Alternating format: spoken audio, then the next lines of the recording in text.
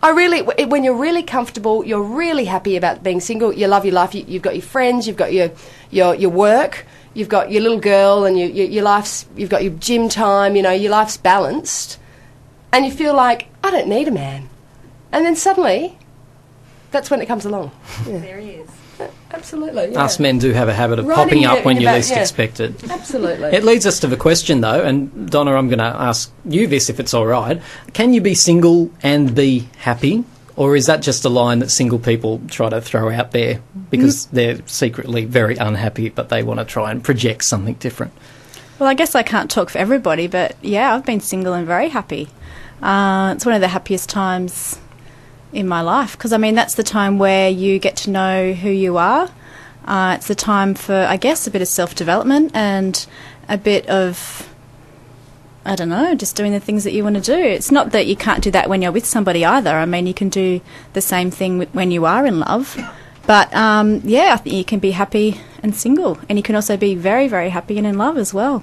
Now, I think you touched on it there. When you're single, particularly if you've come out of a relationship, then you've been single, it gives you that, forces you to self-reflect, doesn't it, on yourself? Certainly does. And I guess, too, you have that time to know maybe what you want as well.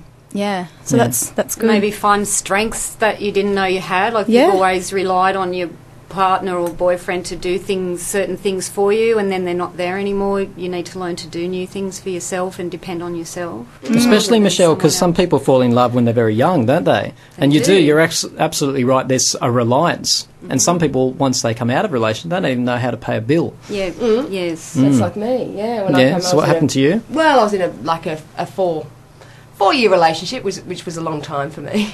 And, and he was kind of more of the dominant, like the person that liked to take charge in everything, in the bills, in, even filling. I didn't even know how to fill up a car. And we talk about it being an opportunity to grow when you're single, but let's cut to the chase. Isn't it also an opportunity to become rather warped and set in your ways, and shutters come down and you won't let somebody in unless they live up to these completely unrealistic expectations and fit into the world that you've created for yourself? Is that a danger, Donna? See, I can't fall in love again unless the person who comes along will make sure they use a different knife for the Vegemite than they do for the butter. Well, the person that will come along will actually want to do that. You've got a long life ahead of you, Tim. I've got a lot of self-development to do, don't I? But the thing is that your list, because you're not in love, you're warped at the moment because you're you know what I mean? Like, when you fall in love... I was warped when I was in a relationship. No. I'm only joking. But, like, when you fall in love, all those little things, you don't care about the spoon. Really? The knife and the Vegemite and the butter. You don't care about that because it becomes really, really irrelevant. Oh, let me challenge that, Michelle. Come on. There must be things can I challenge that one? Yeah, please do. I think that, if you do want to use that knife with the Vegemite, then you still will want to do that because that's you. And the other person, if they are in love with you and you're in love with them, then it's not going to matter to them. And Michelle, the things about your man that drive you nuts? Oh, I could smack him daily. Good. He drives me senseless sometimes, but... What's he do? Oh, he leaves an empty plate in the fridge after taking, like, leftover food off it. Like, if there's a leftover risole or something in the fridge, he just takes the food and leaves the empty plate. And I want to take this plate and smack him with it. But... in the whole scheme of things, those things are so small and unimportant, and it infuriates me for about 5 seconds, and I infuriate him. I leave cupboard doors open, and I'll hear this whack in the kitchen where he slammed the cupboard door, and then he's over it. So there's many things. There's 100 things about each other that annoy us, but they're just unimportant. Claire, tell me about this. Does your idea of love, not yours, but do people's idea of love change with age? For example, we have two 17 or 18-year-olds who are absolutely maybe in lust or think they're in love with each other. Is that different to the relationship that two 70-year-olds might share with each other? No, I don't think so. Really? I think it's exactly love is the love. same. Love is love. And if you fall in love when you're 70, I think it's exactly the same feeling as it is when you're 18. Because I'm 35 and I got it. That kind of, like teenage kind of, wow, first love type thing. Look at you, you're all giggly even now. Yeah. And I have a story, like my mum recently went to a family reunion, and she has a cousin that they're about 80, and my mum's husband said to the woman in the couple, and she said, he said, you know what, like, you would have been a really hot when you were younger, or something along those lines, or you would have been a bit of a good sort, I think he used, you know, like... That's a smooth line. You would have been a bit of a good sort, you know, in those, back in the day. Funny old And chook. the husband of the woman turned around and said, what do you mean would have been? She's still the most beautiful sort, you know. And so I just thought it was so beautiful, but it was so sincere. And here's these two old wrinkly people, and they still think that they're just absolutely, you know, like the They see the inner beauty. absolutely. That And I is just beautiful. so yes, I do believe that people who are 70 and fall in love or are still in love are as much in love as, you know, 18-year-olds for sure. See, for me, when I think of love, I've tried to be cynical tonight, but I actually do believe in it very strongly. It's familiarity, love, for me, and comfort. It's making somebody a cup of tea when they might need one, and you can see that, and you just make it for them. It's, you know, cleaning up the house before they get home if you know they've had a bad day. It's standing up for them, and Claire, that's what your story illustrated there. Standing up for someone, even if you know your better half has done something wrong, You stick up for them. yes, stick up for them. It's loyalty. It's feeling their forehead when they're sick. Doing just a series of gestures, really. That's what love is, and you do it unthinking, unblinking, just because you love that person. Yeah. But making a cup of tea, that's my big symbol of love. I want a big cup with tea in it and steam coming off. That is love for me. What's your symbol of love, Michelle? Yeah, probably not a symbol, just like a cup of tea. It's all those things that you said, I agree. And I particularly, one thing I really admire about Michael, and I really try to do the same thing as well, is to never belittle or put them down in front of anyone. If you've got to have that chat, you give them some dignity, yeah? Yes, Have absolutely. it behind closed doors, yeah. Yeah. And love's a lot about, isn't it, Claire, tolerating everybody, your partner's flaws. Because everybody's flawed and everybody has things that will drive you nuts. And being in love is about being able to tolerate them and even perhaps embrace them and love those flaws. Absolutely. And look, let's face it, like, everyone has baggage. It's the baggage you choose, like the who you love, you're choosing, you're taking the whole package. You're taking their baggage as well. Can love exist without sex? I think it can, of course. Yeah, because sex is...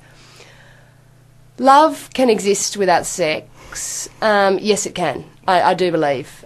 You'd be very, very frustrated. So this man that you're deeply in love with at the moment, you could live with him for the rest of your life without sex?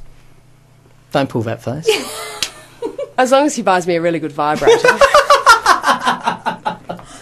Are you allowed to say vibrator on radio? Yeah, vibrator's quite fine on community radio. And also have taken dildo. Nonetheless, where does it fit in, though? I mean, it's an expression of love. We're allowed to talk about sex. It's an expression of love. Sex is gosh, What are you going to say this time, lady? sex is a part of love. It is. Yeah, but you can have sex without being in love. Well, that is lust. You can have sex without being in love, which is a totally different act to having sex when you're in love. I agree, and I really like the concept of the spiritual connection when you're in love, but I mean, you can just... We're human beings. We are, And- and lust still comes into it, I think, and sometimes you just need a bit, you know? Sometimes it's just, there's no spiritual connection, it's just a damn hot quickie because you want it. Yeah. Well, because it's part of being a human being, isn't it? It is, and it's just a need. A lot of it's people a physical find that hard to need. hear. And the fact that you love whoever satisfies that need, that's just an added bonus. But you just... Absolutely, an added bonus, yeah. And, we do and have our sometimes needs, it can you be know, deep like- and spiritual and, you know, gazing and meaningful, but, yeah, not always. Yeah, sometimes you just need a bit of that primal animal kingdom kind of Absolutely. stuff to Yeah. help you along.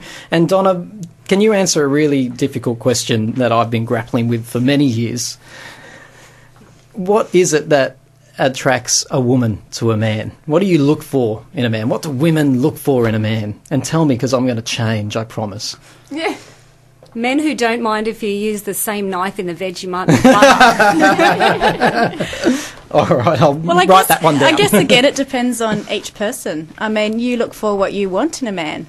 So, But do you I mean, think sometimes, Donna, that it's just purely chemical? That It is. It's a chemistry. guy might be, ew, what does she see in him? But she sees something. Oh, it's definitely a connection. It's definitely a very chemistry. individual That's feeling. all it is. It's definitely chemistry between two people, and you can't put that into words. It's not like, oh well, he's a doctor or a lawyer, or he's he's tall, he's handsome, he's got big muscles or something like that, or he's got a nice smile. It's not that. It's kind of You're the everything first set of about women that. who haven't had a list of traits that they want to look for. It's an individual. You're telling me Oh, it's I just definitely have a chemistry. list, Tim. Tell me your list. That's what I want to know. I want the quick fix, Donna. I don't want to hear all this, it's cosmic. Well, I think want to know what I for- need to do. For women, Jim? maybe just the people that I know and the women that I know, it's about a emotional level as well. So it's about, as we've just talked about that connection, about that feeling. That's what you're looking for. Not necessarily, as magic. you It's say, called about what magic. they do or When you get how the they magic, act or yeah. how they look like. And maybe it's about interests. Like that's something that I look for, is that they have the same interests in what I do. And maybe the same future goals. I mean, you want the person that you fall in love with for it to last. It needs to be practical Yeah, on very some level, practical doesn't as it? well as emotional, yeah. So I guess it's a lot of things. So, Yeah. Claire, and you're just saying, because you're very good at reading chemistry between people, and you just used the word magic there. What do you mean by that? That's why magic is like undescribable, because it's magic, and Oh. that's why I use the word magic, because it's something that you just can't. And it here is, I it's just am looking magical. for just, I want an answer, and It's you're telling me to go and buy a chemistry. rabbit It and a is. hat. It's a sixth sense. It's kind of like it's like magnetism between two people. Which can't be described or Which defined. can't be described or defined. And Ah. that really is it. You need that chemistry, otherwise you're living with second best. What about the opposite way around? Do you have an idea what men are looking for in women? No, come on, the physical. You should you're be the one talking about. answering this question, Yeah, Tim. yeah, yeah. Let's ask you. Can we ask What do you? you look for in a woman? Oh, I Tim? need an emotional connection. And I just want them to have the same interests as me. No. You just want them to have big boobs and a nice butt. And if you want a mother for your children, you're probably going to look for a girl with nice, solid hips and Good good childbearing breeding hips. stock. Yeah. And it also depends on the where you are in your life emotionally. You know what I mean? Like if you're in your 20s, obviously you want the early 20s. Obviously you want the hot guy with the hot body and who's like all your friends like, and all your friends are going to go, wow, he's hot. When you're younger, and then when you're get a bit older, you get a bit deeper, and you kind of look for more deeper into their that someone that's compatible and this and that. Makes lots of And- money? Does that help love well, along? I guess in the 20s that would come about, and some women are just like that. They do just look for a guy who is rich. Doctors make a lot of money. That's why they have no trouble pulling the chicks. So we're almost out of time. Let's sum up here. What is love? Just throw it out there. Couple of sentences. What is love? I think love is being comfortable enough to completely be yourself and happy enough to share your time and share yourself with another person.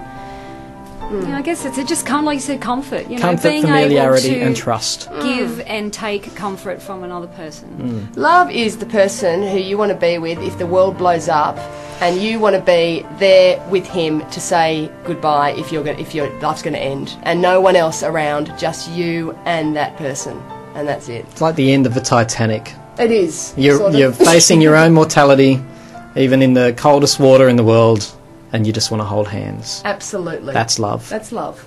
I like it, Claire. Donna? I think love is soul and heart, hopes and dreams, connections. What is love? Love is just love. Love is magic. It feels good, doesn't it? Does feel great. good. Doesn't feel good when you don't have it. No, it doesn't. You feel ripped off. You've been listening to It's Time to Talk. Give us a call on 6585 2233 tonight. Thank you, ladies. Thank you. Have for you had having fun? us, Tim. Had fun, yeah. Have you fallen in love with me? We all love you, Tim. What can we say? I didn't like the hesitation. I always listen to It's Time to Talk. I never miss it.